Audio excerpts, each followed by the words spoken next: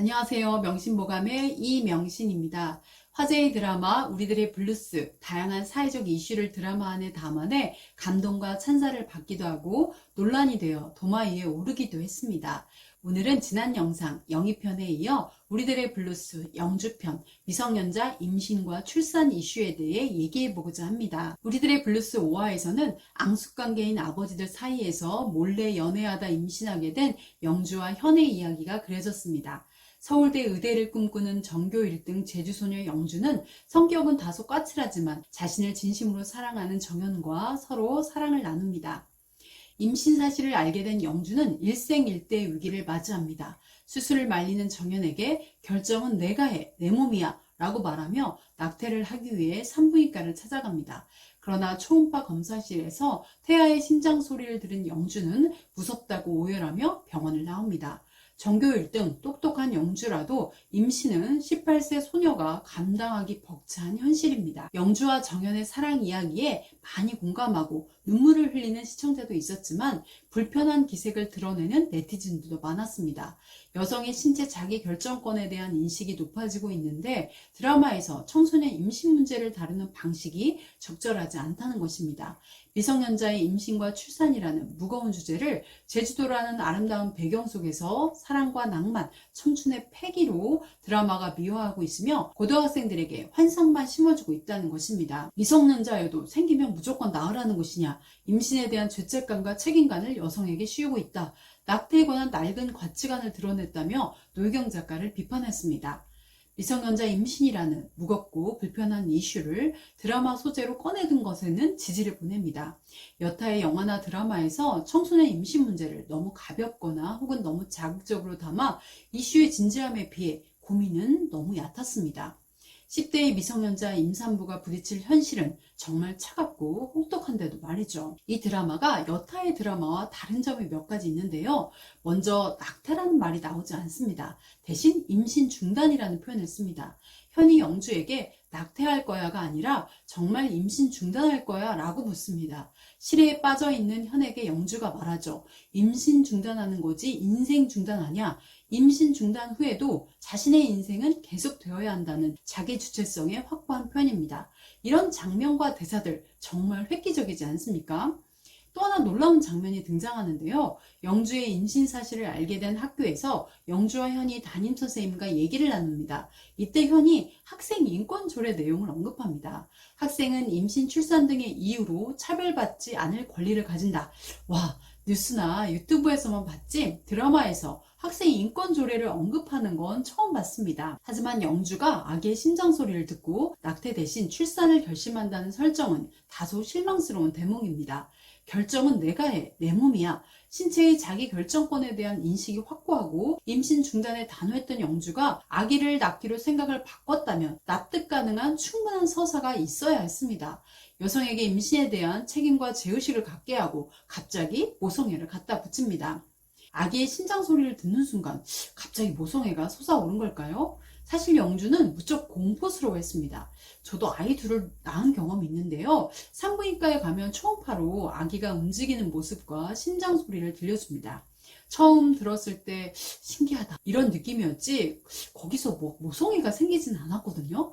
드라마에서 보아왔던 것처럼 생명의 탄생에 대한 환희와 기쁨보다는 사실 저도 약간 좀 두려운 마음이 들었습니다. 거기에 영주의 선택을 존중한 듯 하면서 한편으로 아이를 낳고 싶어하는 순정남 현의 태도도 낡은 클리셰라는 비판을 피할 수 없습니다. 올해 3월에 시작해 화제를 불러일으킨 MBN 고딩 엄빠는 10대의 출산을 경험한 청소년들의 일상을 보여주는 리얼리티 예능 프로그램입니다. 예민한 문제를 수면 위로 올려 사회적으로 공론화한다는 취지는 좋으나 출연한 미성년 부부의 이야기를 가정폭력과 파경으로 이어가는 서사몰이는 오히려 보는 이의 눈살을 찌푸리게 하고 심각한 이슈를 자극적으로 소비하는 것 같습니다. 최근에는 유튜브 등 SNS를 통해 청소년기 출산 경험을 공유하는 부모도 많아졌다고 합니다. 10대들의 성문화와 임신 출산이 드러내면 안 되는 쉬쉬할 문제, 소수의 이야기가 아니라 우리 사회에서 일어나는 하나의 현상이며 우리 모두의 이야기인 것이죠. 이들이 사회적 시선에도 불구하고 출산을 하기로 결정하였다면 그들을 비난하고 편협한 시선으로 보기보다 아이 낳아 키울 수 있는 좋은 제도와 정책을 마련해 주는 게 우선일 것입니다. 우연히도 칸 영화제에서 호평을 받은 영화 브로커도 베비박스를 둘러싸고 벌어지는 이야기로 사회 음지에 은폐된 이슈를 다루고 있습니다. 아기를 버린 엄마 소영은 멋대로 낳고 멋대로 버린다는 형사의 비난에 이렇게 대꾸합니다. 낳고 나서 버리는 것보다 낳기 전 죽이는 죄가 더 가벼워? 아기 유기와 임신 중단, 시소에 올려두고 무게를 비교할 수 있는 행위는 아닙니다. 현재 우리나라 낙태 문제는 헌법 불합치 결정 이후 3년째 입법 공백 상태에 놓여져 있습니다. 국가별로 낙태법에 대한 입장은 다릅니다.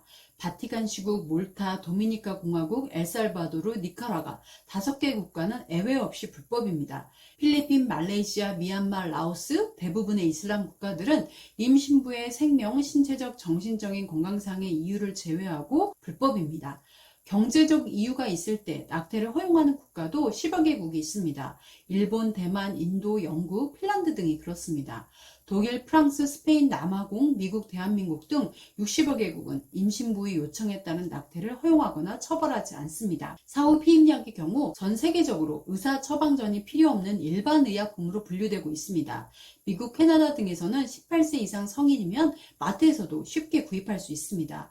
사후 피임약 의사 처방전이 필요한 나라는 우리나라를 비롯해 독일, 일본, 이탈리아 등 4개국에 불과합니다. 그나마 미성년자도 보호자 동의 없이 의사 처방만 있으면 구매는 가능합니다. 하지만 근본적으로는 의사 처방 없이 쉽게 구입할 수 있도록 제도를 만들 필요가 있습니다. 다시 우리들의 블루스로 돌아와 이야기를 마무리해보고자 합니다. 영주와 현, 고등학생 커플에게 던져진 고민과 갈등, 그 무거운 현실 앞에서 그들을 혼내거나 죄악시하는 째째한 어른들보다 그 짐을 덜어줄 수 있는 멋진 어른들이 많아져야 합니다. 모든 임신한 미성년자가 아이를 낳아야 하는 것도 아이를 낳지 말아야 하는 것도 아닙니다. 그들이 책임 있는 선택을 할 수 있도록 사회가 도와야 합니다. 좋은 제도를 만들고 사회적 안전망을 겹겹이 쳐주어 영주의 말처럼 임신이 인생 중단이 되지 않도록 해줘야 합니다. 임신한 청소년과 그들의 아기들이 정상적인 삶의 궤적을 따라 살아갈 수 있도록 청소년 임신을 개인의 문제가 아니라 공동체의 문제, 사회의 문제로 인식해야 합니다. 우리들의 블루스는 누구나 아픔이 있고 살면서 어려움을 겪으며 때론 삶은 재미없고 심각해지기도 하지만 그런 게 인생이라고 말합니다. 그러한 인생 안에서 펼쳐지는 여러 형태의 관계 속에서 사람들은 서로 의지하며 삶의 난제를 풀어갑니다. 이 땅의 모든 영주와 현들이 드라마 밖에서도 그럴 수 있기를, 그런 세상이 되기를 응원하겠습니다. 우리들의 블루스 모두의 예상대로 이야기가 전개되었지만 결코 진부하지 않았던 웰메이드였습니다. 최고. 드라마가 끝나서 앞으로 무슨 낙으로 사나 걱정이에요. 노혜경 작가님 빨리 좋은 작품 또 만들어주세요. 오늘 영상 함께 해주셔서 감사합니다.